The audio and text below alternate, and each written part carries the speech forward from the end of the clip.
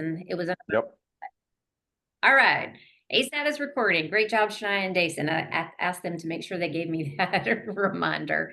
Yeah. So before I bring up the PowerPoint, a couple of things. One, Shania is going to moderate the chat. It's hard for me to see whenever I share the screen, the chats that pop up. So she'll either answer in writing or she'll just interrupt, interject into the conversation at hand. Please feel free to utilize this time. I am going to pepper Marika and Dason and Shania and Abby with some questions so you can hear from, multiple perspectives.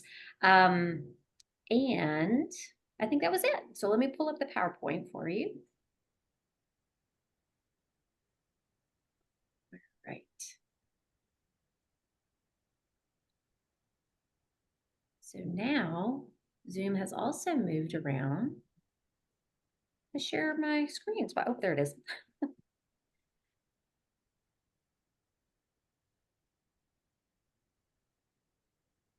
All right, here we go.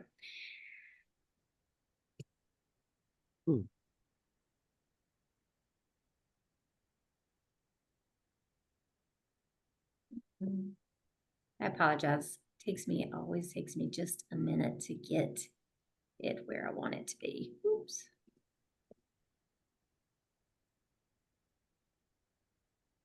Okay, guys. So, oh, hey, this is from when we were making the cards. This is from when you were making the cards. Yeah, you want to tell them a little bit more about what you guys were doing? Oh, shoot, sorry. Didn't realize my mic was on. Yeah, so this is basically, we were making, if I remember this correctly, we were making kind of like a thank you cards to the community and whatnot, because, as we're part of the community, as has been mentioned a couple of times, and so it is, so, we figured it'd be nice to say, hey, we really appreciate, all, like the time, the effort that you put in to, understand us and our differences as well, and stuff like that, and, and letting us, be part of, this community and stuff. So we ended up making cards. So you could see like right in the middle of the table, that's actually a pack of my colored pens that I had brought with me to try and, like do some stuff with the cards. And yeah, so it was basically just like a thank you card kind of thing. And I think, Jason, that was part of Martin Luther King Day, the day of service. Am I remembering that right? I think so. Yeah, it was like Yeah. right around then. Yeah. Yeah. So our ASAT program over the years has evolved. In the beginning, as Catherine mentioned, we set it up specifically to meet the needs or address particularly the social communication needs of adults with Asperger diagnoses. Over time, things have shifted as they have, in the autism world itself. And so our programming really has been responsive to the community over time, to offer comprehensive options, to offer some a la carte options. So that's what you'll learn a little bit more as we go through the presentation today. Though Cheney wasn't able to be here with us today, here is one of his quotes about some of the things that he learned as part of his programming, as well as a comment from Dr. Volkmar, who, as Catherine mentioned, continues to sit on our board. Some of the staff specific to the ASAT program, Brittany is the ASAT supervisor, so she works really closely with all the students in the residential programming and kind of coordinates both the daytime advisors as well as the evening life skills instructors. Shania, who you met before, is the supervisor of it's COS on the screen. That stands for Community Outreach Services. So that's the graduate community, and I'm going to have her talk in just a little bit about what that piece looks like once students have transitioned off campus. I mentioned we do have a full-time speech language pathologist, Sarah, and so she teaches classes in the classroom setting, in the kitchen setting. She was telling to our group the other day about how they made mixed berry jam as the lesson because of all the communication and cooperation that was required as part of that process. And she's also got some really specific groups to communication in the workplace, communication in dating and relationships, being out in a community of friends. So she, again, is also very responsive to forming groups to meet the needs of the adults in the program at that time. Kelly is our cognitive behavioral therapist. She works part-time.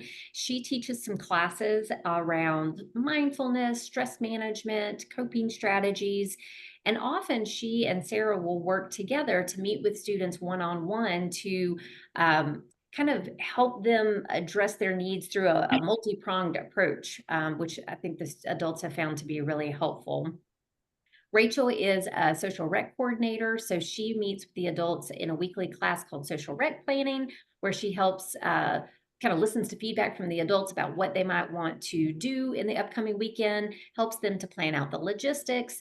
And typically, two of those are staff facilitated each weekend, and then the other options the adults are able to independently facilitate. Jason, I don't know, do you know what's going on this weekend? Did you do anything? I haven't done anything yet. If you actually give me a moment, though, I do have the email because Rachel sends out an email every week, usually either Monday or Tuesday, announcing what is actually going on with the week and whatnot. So oftentimes, so basically lists out the social recs for Friday and then Saturday and Sunday. Friday night is almost always a movie night. This Friday was actually Jaws. I usually opt out of that because most of the time I've already like seen the movie or something like that.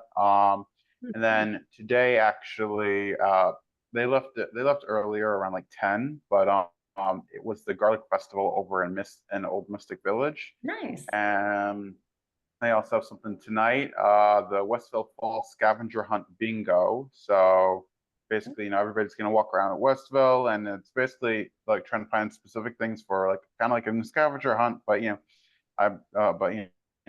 try to get like a bingo on it, basically. So there's usually usually probably what I'd say maybe like once a month or something. There's something like specifically around Westville that people will go and do like some kind of event or something. So from what I've seen, and then they've also got a Jamaican restaurant tomorrow at like 3:30. So Oh, yeah, nice. Thanks for sharing those. yeah, no problem. Down at the bottom of the screen, you can see Dana, our special education teacher, and Mary, she's our consulting director of special education. She actually is a former special ed director for Connecticut. And so, as Catherine mentioned in the overview, we do have school districts who place students with us, sometimes just as a day student and sometimes as a residential student. So typically, these are students who have completed all or the majority of their academic credits and are really remaining on their IEP to focus on their transition skills. And so we are approved through the state of Connecticut and actually Massachusetts as well to provide that programming. Each student in the program has an advisor. And Shania, I'm actually going to ask you to speak to this since there's advisors in the community as well. So this is the person assigned to work with students and essentially serves as a case manager. But Shania, if you want to maybe talk a little more and give some examples of something an advisor might do with a student during the week or even a grad. Yes. So I also used to be an advisor before I transitioned into my supervisor role. So I have a lot of experience in that area. So you work directly with the individual and then create certain goals that they want to accomplish. And then each meeting you'll be working with them, whether it's with their social communication, their life skills, independent living skills, self-determination, or even towards, working with Abby and careerability to get towards their vocation goals as well. So for an example, I can pick, let's say I worked with John. We would go into the apartment, we would check the apartment. That might be, apartment maintenance or like, okay, do you want to cook a new meal today? Do you have all the ingredients? If you don't, how are we going to go about getting them? So we're going to use Instacart. Are we going to go to the grocery store? So things like that, like their everyday living, that's something we assist with. And that would be the same for the residential advisor as well. So it's just helping them with their everyday life. So eventually they will be able to complete certain tasks independently. Thanks, Shania. And Marika, maybe you would want to say from a parent's perspective, like how the advisor functions as a like liaison for the family too, to keep them abreast of like progress throughout the programming. Yeah, well, certainly at the beginning, there was a really steady weekly call. We had our weekly 30, 40 minutes together. Janie had, several different, there was an apology at one time for like changing, but the changing was always good. He made a lot of good new friends through student advisors. Rachel is his student advisor now. So she functions as a social rec coordinator, and also she keeps an eye on him. And also it's really all in the family because her husband is Ryan, the fitness guy. Yeah. So we're a little bit behind, a little behind the scene there, going like, hey, why don't we all say, hey, let's talk to Ryan and get a fitness thing going again. So Cheney has some time on his hands right now. We're hoping that changes. Career ability was great for him. He did the defibrillator testing at New Haven or Connecticut defib. Then he also did the Whalen engineering, where he was testing emergency lights for airplanes, ambulances, and so forth. Both were a little bit, I'm going to say, be honest, a little bit boring. They don't really lead to the life that Cheney was envisioning, but he understood the resume building part of that. And, then he went to an upholstery company, and that's another great connection from Career Ability, that he could try out at Chan Upholstery and do that. And so anyway, now he's moving to his own apartment. That's sort of looming big and takes up. Shania has been great with like really the practical stuff of what goes into a kitchen, what's essential, what maybe you ask maybe for later, and the budget and the details of creating a home, And I'm far away. That didn't come up. A lot of people are in Connecticut or near-ish. I'm in Washington, D.C., so it's a haul to get up there. Mm-hmm. Thank you for making that point, Marika. Yeah, we do often draw many of the students from the Northeast area, but we have students who have family in California, in Washington State, in the DC area, as you said. So yeah, it's important. And when Cheney moves, one of my daughters will go help, and Allie who's moving with him, her mom's in, I believe, Arizona. So, yeah. But Chapel Haven, see everybody, I want you to know Chapel Haven's there. They would be helping with these details, especially as we are far away families. Thank you, Marika.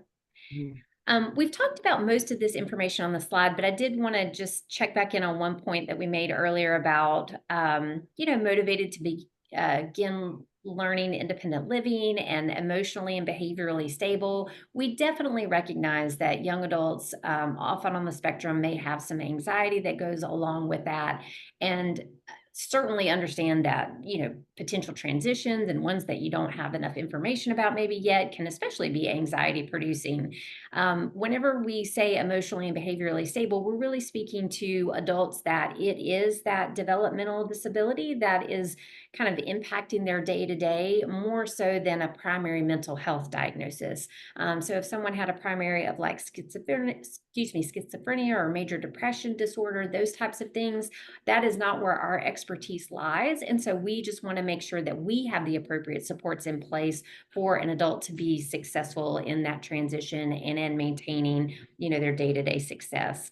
But we certainly understand that the process might have some, as we said before, some pauses along the way for the adult to be able to have time to think through. I recently was working with the family of a young woman who, similar to Dason, wasn't quite sure. And I just got an email from the family saying we need to press pause for a little bit. Totally understand that. And I am hopeful and envision that we probably will reconnect some months down the road as the adults had a little more time to think through and talk through other folks that are part of their team to determine whether it's a right possible next step or not. So this slide just shows some of the options that are available through the ASAT program. You don't just have to be a residential student. As I mentioned, there are some school districts that might place somebody with us as a day student. That's Monday through Friday from 9 a.m. to 3 p.m. Still very comprehensive programming, just not staying there overnight to be able to execute, as many of those independent living skills on campus. Although they still do grocery shopping, they still do budgeting, they still do their meal prep for lunch on campus, and even sometimes bring laundry from home to take care of that as well. You can also be an a la carte student. This summer, we had a student who was interested in constructively filling some time in between the end of one program and the start of attending college this fall. And so he came and took a few classes a week, spent some time developing friendships and hanging out on campus and doing some of the social activities on the weekend. So that is completely available.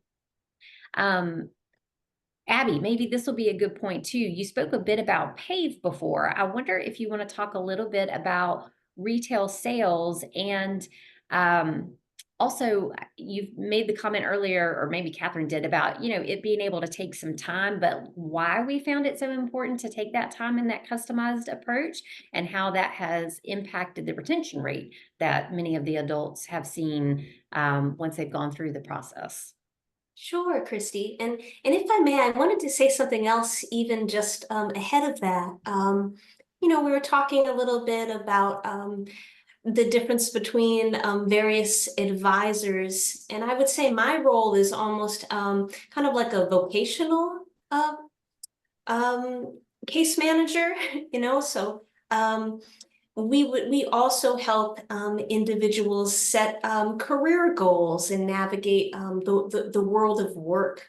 But I wanted to say that I think every individual at Chapel Haven has a wide support team. You know, I'll often begin emails to families and to support teams saying, "Hi, team so-and-so." Just kind of as evidence of that. There's a lot of people who care and support and serve individuals in different ways at Chapel Haven, and we're always communicating with one another and you know, doing our best to see that they enjoy success. So yeah, I realized that I completely forgot, so forgive me, to speak to retail sales and our culinary arts program that's part of work-based learning that I mentioned earlier. So we also have a partnership at a local CVS that's right down the street from our campus. And we have individuals who serve as interns there and learn all sorts of things, customer service, how to provide good customer service, how to front and face products, how to pull expired products. You know, we call it outdating. I know right now they're even talking about incorporating into the curriculum use of like the handheld zebra scanners that they use to scan products, so things of that nature. And then back to the JCC, at Cafe J, there's also a culinary arts program that's you know, relatively new, where individuals are learning how a little bit more about food prep, and so that's something that we're excited about. But to speak to what Christy mentioned, in career ability, we really have a mission that I think the entire staff feels very committed to, and our processes are really well thought out.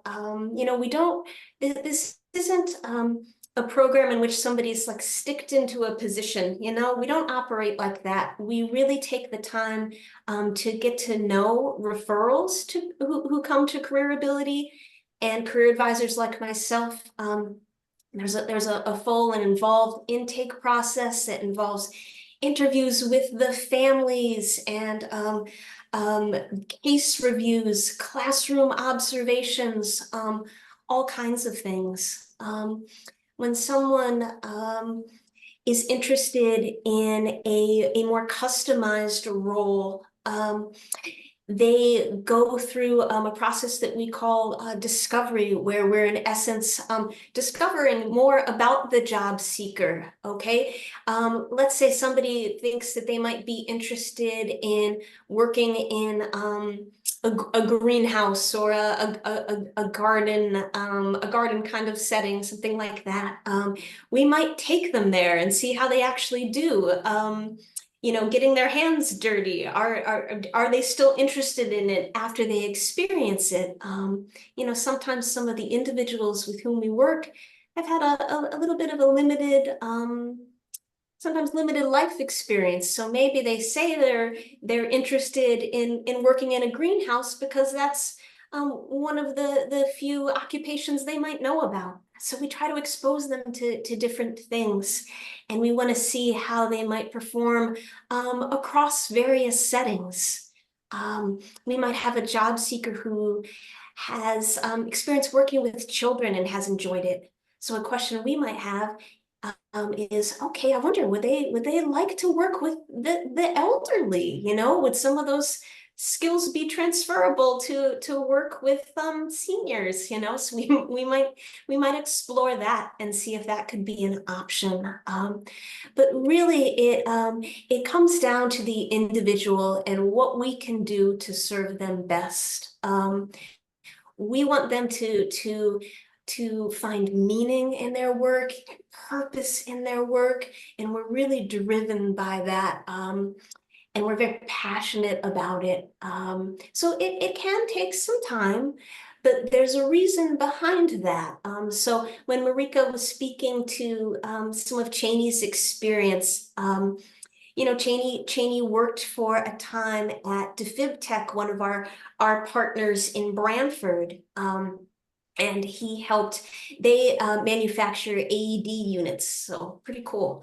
But Cheney's work there was, yeah, maybe not super stimulating. You know, he put together the boxes that the AED units would be sent in, and he did some things with the paperwork for those boxes and things like that. But later on, when he made the decision to leave his position at DeFib Tech, he worked at a small upholstery place and really became almost like the business owner's right-hand man, learning how he learned how to make buttons and all these very complicated things, and was very successful there for a year. So we were really proud to you know, kind of create that partnership. We saw that it was a fit for Cheney, and we had him begin with a work trial. You know, are you going to be interested in this work, or can you do this work? And that's really how we operate. So that's kind of career ability in a nutshell. Yeah, thank you, Abby. That's really helpful. As Abby was chatting, I was just kind of clicking through and pausing on a couple of the slides that I think we've already touched on, the independent living skills piece of things, but just wanted to clarify, they're not dorms, they are apartments that the students are living in. It's usually a 2-bedroom apartment, sometimes a 3-bedroom. Each student has their own bedroom. We do the furnishing of all the major items, pots, basic pots and pans, things like that. Students bring from home anything else that they'd like to add. There is support each day in the apartment from staff with, sorry about that, I think we keep losing Shania, with staff checking in to assist them with meal prep, roommate negotiations, you know, whose turn it is to buy the toilet paper and the paper towels, cleaning, you know, staying on a regular routine of cleaning so that it doesn't turn into like a big chaotic mess that then just feels too overwhelming to have to clean up. So another one of the core pieces of the curriculum is self-determination, you know, helping our adults learn how to advocate, how to set those goals, both for the short term and for the long term, how to problem solve, how to work together with all their various team members to accomplish those goals that they have for themselves. Abby spoke a lot about the vocational process, but also wanted to mention college is not a requirement of Chapel Haven. As I said in the beginning, some of the students that come into the ASAT program may already have completed their degrees. Some might be just starting out. Some might not be interested in pursuing it at all. But for those who are, and Dason, if you want to maybe speak to this piece, and I'm going to ask you to speak briefly because I'm seeing that we're 3 minutes away from our technical end time and I haven't gotten to our tour yet. But a lot of supports around executive functioning, social communication skills. We do have a class offered at Southern Connecticut State University through the speech language program, and Dr. Barbara Cook oversees that, where our students get to take kind of an intro to college type class there, and they're with other students from Southern, learning to navigate college campuses for the first time. So that can be a nice piece. But go ahead, Dason, you want to say a bit just briefly about your college piece right now? So I actually just started college this fall. currently I am taking classes for a library technology certification. So I've, it's libraries. I've always liked libraries. I've, worked in a few of them, not like as an official job, but I've done like a lot of volunteer work and stuff like that. And I'm currently working in one on the SCSU college campus.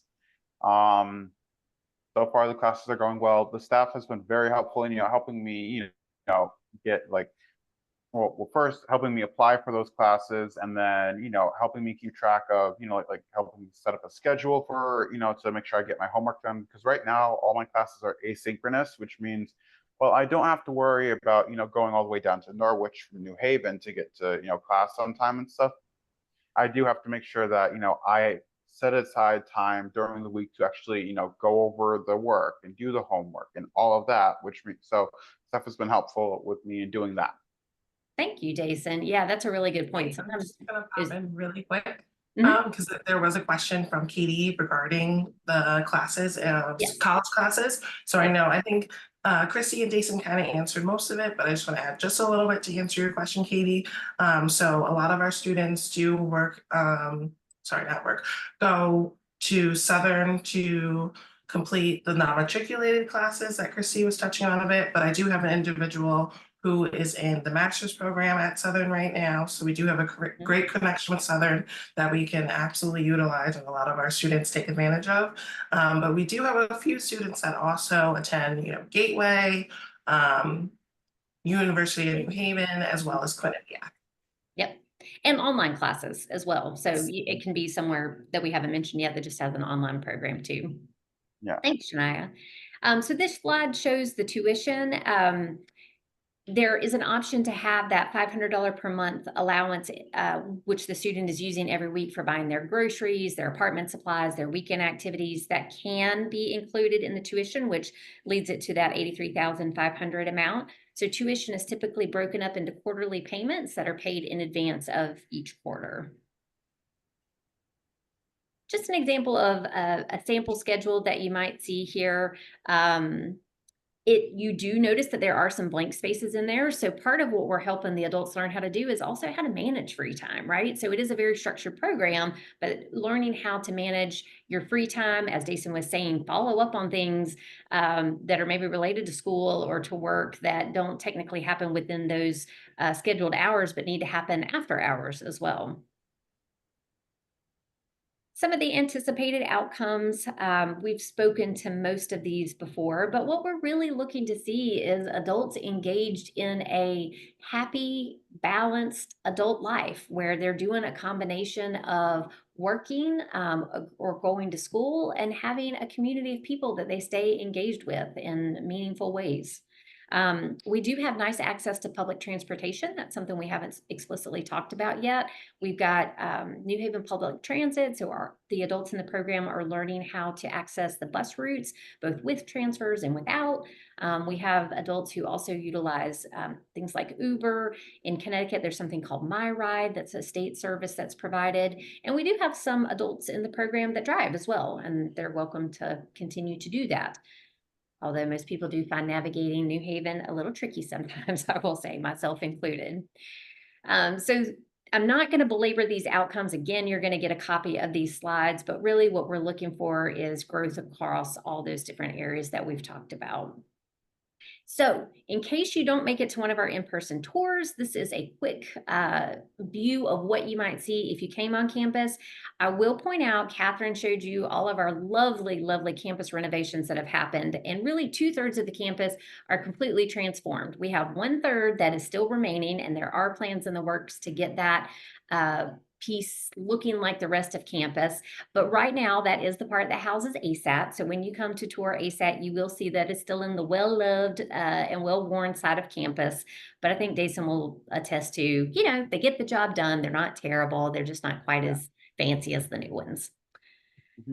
We do have two different types of housing in the ASAT program. Students typically start out in the Rossman building, which is a big red brick building you'll see if you come on campus. That's because that has an awake overnight staff person in the building. And then typically in the second year, or when it's appropriate for the student, based on their goals and their progress, they might move into a more independent apartment on campus that does not have an awake overnight staff person in the building. And that's really to prepare them, for that progression to what Cheney's about to do, move off campus and have an apartment with a roommate. I will note that all of the adults, whether they're on campus or out in the community as a graduate, have an emergency number that they can call 24/7. So if something happens and they need help, staff are available to talk them through that. ASAT did recently get a nice little update to the cooking classroom area and the main classroom area, which is what you're seeing in the pictures here. This looks like it was from a cooking class. Jason, I can't tell what was in the picture. Deviled eggs. That's what it was. Deviled eggs. Okay, there we go. I love the moment. group cooking classes. They vary throughout the year. There's like a pumpkin spice and everything nice. There's a crock pot class. There's a summer grilling class. So a lot of fun ways to start working on those cooking skills. And as we talked about before, those communication and collaboration skills as well. So I'm going to wrap things up here. I am 4 minutes over. I do apologize. This last slide captures again what the admissions process is like. Basically, it starts with a conversation with myself or with Catherine, and then we'll just walk you step by step through each process that we go through. We will ask for psychological evaluations, IEPs. Even if those are a little bit dated, those are still helpful pieces for us. And then we'll fill in the rest with things like reference calls and the information that you add to the application. As I said before, Cody will be following up on Monday. There'll be a recording of this overview, the PowerPoint slides, and my contact information. So if you would like to take that next step or you just want to talk further, I would be more than happy to set up a time to do that. So if there are no further questions from anybody, then you are free to navigate to the bottom right side of your screen and leave the room and go enjoy your Saturday. Thank you all so much for joining us today. I really appreciate you and your time. And thank you, Marika and Dason and Abby and Shania. Thank you, everyone. Have a great weekend. Yeah, you as well. Bye-bye. Farewell. Bon voyage. Adios. Bon voyage. Shania, did you get, hold on, let me